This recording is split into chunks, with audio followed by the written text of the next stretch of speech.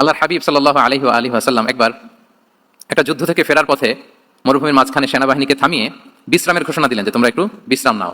তো উনি একটা গাছের নিচে বিশ্রামের জন্য গেলেন এবং সেখানে গাছের ডালে ওনার তলোয়ারটা ঝুলিয়ে রাখলেন, ঝুলিয়ে বিশ্রাম নিতে লাগলেন, ঘুমিয়ে পড়লেন। হঠাৎ এক বেদুইন এসে রাসূল সাল্লাল্লাহু আলাইহি ওয়াসাল্লামের কোষবদ্ধ তলোয়ারটা কোষমুক্ত করে এরকম হাতে নিল। রাসূল সাল্লাল্লাহু আলাইহি ওয়াসাল্লাম ঘুম থেকে জেগে উঠলেন।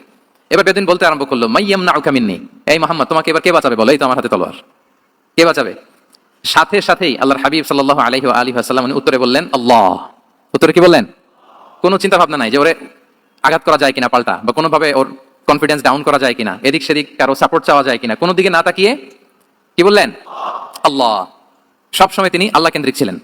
এটাকে বলে গড সেন্ট্রিক মাইন্ডসেট। যে কোনো পরিস্থিতিতে তিনি আল্লাহ যে আমার সাথে আছেন এটা কল্পনা করতেন। এবং সুনানে আবু দাউদের একটি বর্ণনা এসেছে, রাসূল সাল্লাল্লাহু আলাইহি ওয়াসাল্লাম কানা নবী সাল্লাল্লাহু আলাইহি ওয়াসাল্লাম ইযা হাযাবাহু আমরুন সাল্লা, তাকে যখন কোনো জিনিস বিচলিত করতো তিনি জায়নামাজের মুসল্লায় দাঁড়িয়ে যেতেন, সালাতের জন্য দাঁড়িয়ে যেতেন। বিপদে পড়লেই আল্লাহর কাছে সেটা সঁপে দিতেন, শেয়ার করতেন। আমরা বর্তমানে কোনো বিপদে পড়লেই কি করি? আগে কোথায় শেয়ার করি? ফেসবুকে। আসলে করা উচিত কার সাথে? হ্যাঁ, আমার স্ত্রীর সাথে শেয়ার করার আগেও শেয়ার করবো কার সাথে? আমার বন্ধুর সাথে শেয়ার করার আগেও শেয়ার করবো কার সাথে? আল্লাহর সাথে। আমরা যদি হিজরতের ঘটনাটাকে একটু অ্যানালাইজ করি তাহলে দেখবো যে গারে সাউরে যখন আল্লাহ রাসূল সাল্লাল্লাহু আলাইহি ওয়াসাল্লাম এবং আবু বকর রাদিয়াল্লাহু তাআলা আনহু ওনারা আশ্রয় নিয়েছিলেন রাত্রিবেলায়, কুরাইশরা যখন খুঁজতেছিল, আবু বকর রাদিয়াল্লাহু তাআলা আনহু বলেন যে কুরাইশদের পা দেখা যাচ্ছে, ওরা হেঁটে যাচ্ছে, একটু উকি মারলে আমাদেরকে দেখা যায়।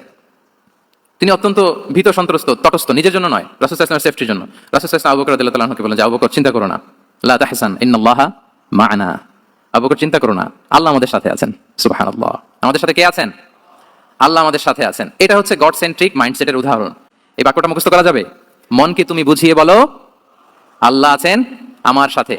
আপনার পুরো জীবনের সব কাজের সাথে যদি এই বাক্যটাকে মিলিয়ে ফেলতে পারেন দেখবেন যে কোনো কিছু আপনার ক্ষতি করতে পারতেছে না। এবং গড সেন্ট্রিক মাইন্ডসেটের সবচেয়ে বড় সুবিধা হচ্ছে আপনার মনে কখনো হতাশা কাজ করবে না, হতাশা বাঁধবে না, কারণ আপনার সাথে এক মহাশক্তিধরের কানেক্টিভিটি আছে। তিনি কে বলুন তো আওয়াজ করে?